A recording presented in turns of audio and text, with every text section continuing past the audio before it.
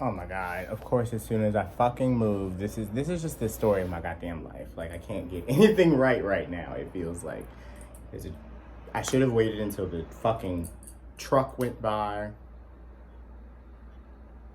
Whatever. But at least my body looks good. What's today's date? See, my fucking, like, this is the type of shit that I'm talking about. Like, my watch is on the floor, so I can't even look at the time. Alexa, what time is it? It's 10:43 a.m. Hmm. And good morning. Good morning to you too, babe. Why does Alexa ask me or say good morning to me and some niggas don't say good morning to me? Like,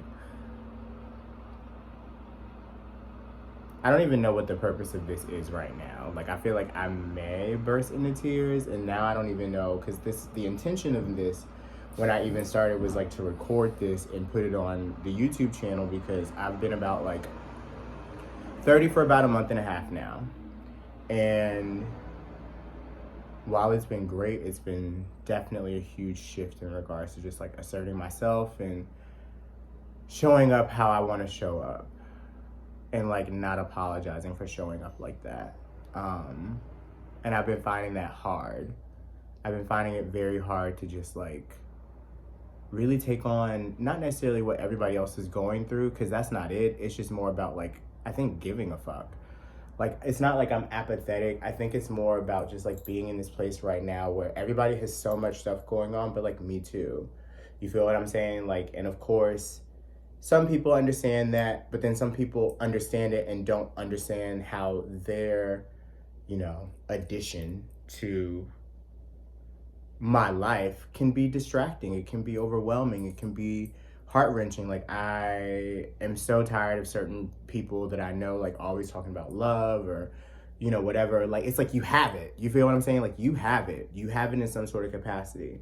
And the situation I find myself in is like knowing that it's there and not being able to do anything about it, and also knowing that it's not the right situation for me, and also having enough of that foresight and like hindsight also to know that I don't need to put myself in that situation, but then at the same time feeling lonely. I've been living in New York for 5 years, and throughout these 5 years, the reason why I moved here in the first place was because my best friend lived here and I really wanted to be closer to him. Because I was lonely in Pittsburgh. Like, I was by myself, as far as just like, feeling very out of place. Like, the things that I like to do and just like who I am as a person just felt very fetishized. And, I moved to New York because I wanted to be closer to like my friends and like the people that, I felt were just like more my speed. And then on top of that, I wanted to find a man.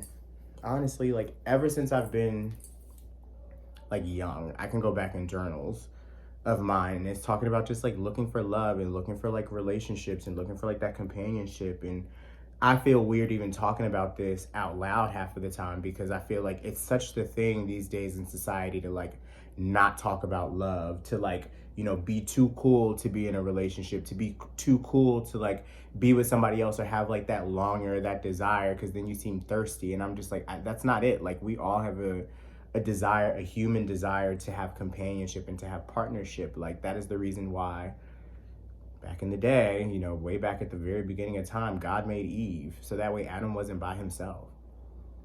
And when I think about it like that, then it's like, okay, like I should be happy that I'm seeing like people having their situations. It's not that I'm not, it's just like, well, where is mine? Like, I don't want all the complication, because of course you hear everybody in their situation, you hear about the complication, you hear about the breakups, you hear about the good times, you hear about the like all of the things that are in between, like the array, the roller coaster. And somebody just asked me, like, are you ready for a relationship? Like, with all of this stuff that's going on, like, I'm in month like 3 or 4 of month 4 now, 5 actually, of owning my own business. Yes, I have crystals in this hat. I'm in month 5 of owning my own business and figuring it out along the way, doing it by myself. Up until this point, things are moving very quickly, which I'm so blessed for and so grateful for. And talking about, are you really ready to take that on? Bitch, yes. It's not about everything else that's going on. It's about where I am emotionally and where I am spiritually. Like, I'm the most grounded I've ever been it's not just something that's reflected in how I see myself and how I see my self-worth. Like the fact that I can sit here without a shirt on, the fact that I can talk to this camera and not like feel super weird about how my body looks when it's never been like that before, where I'm always second guessing, like, is this angle right? Do they see the stretch marks? Do they see the, the whatchamacallit, like the love handles? Do they like, I don't give a fuck anymore. Like, and the fact that I'm there tells me that I've changed, and like my priorities and like my grounding are definitely where they need to be. And I don't think somebody else will convolute that right now. I'm definitely focused on my work, and that's priority. That's priority number one, because it's how I make my money. So if I'm not focused on that, then what am I really doing? So yes, I'm ready. Yes, I've done the work. Yes, things are happening for me. But at the end of the day, that doesn't mean that I can't split that time with somebody else. And I think what my biggest issue is right now is, I've already been called intimidating even before I started doing what I do. Now, because I'm the woo-woo bitch and I do all the spiritual shit or whatever, and I guess people think, because the preacher's kid or whatever, like you remember you used to have like the preacher's kid, and the preacher's kid used to be the nastiest bitch in the land. Same concept. But I just have to feel comfortable enough to do that. Yesterday was having a conversation with somebody about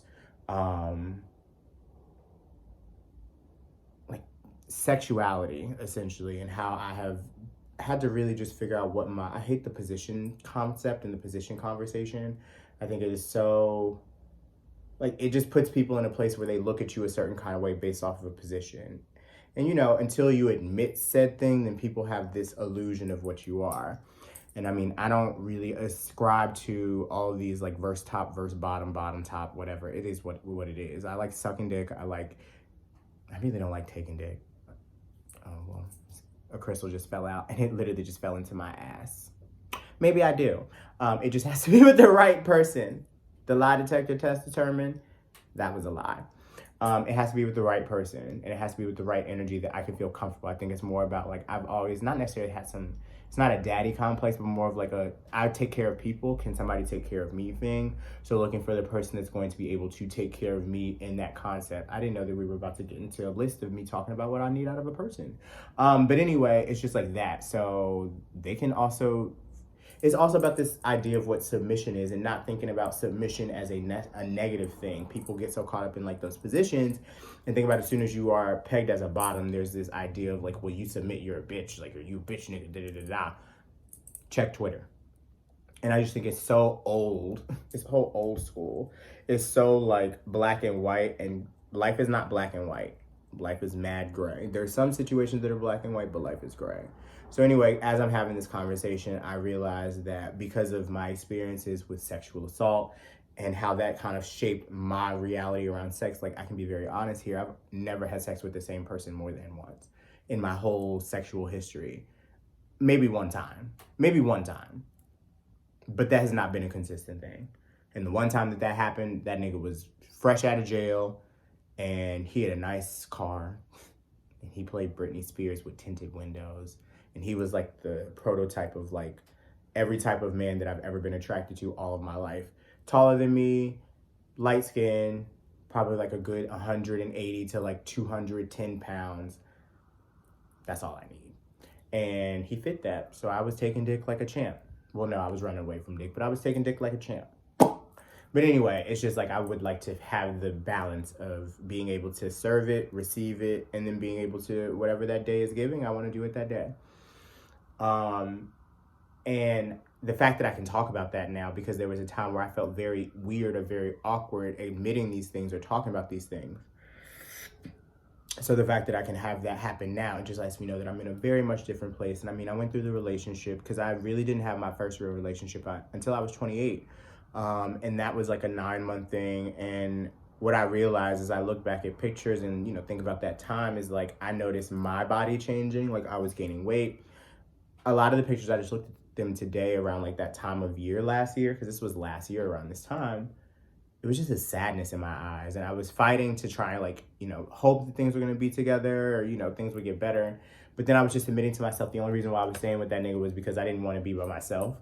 And then when he started tripping and just like sending like crazy texts and just very just like things that were not how I roll, and also how I felt weird about like my spiritual work in front of him. That should have been the first sign. So I let that go.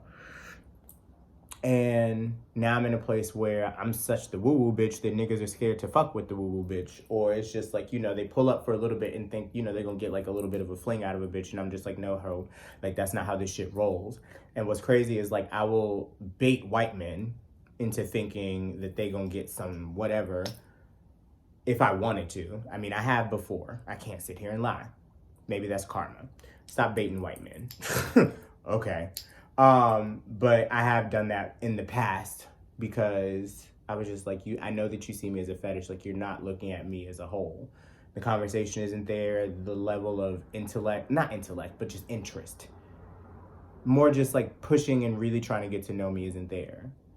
And I feel like that's just everybody in general now. People are just trying to get these popcorn relationships that just pop up and it's something cute. I've been there and done that. It never works.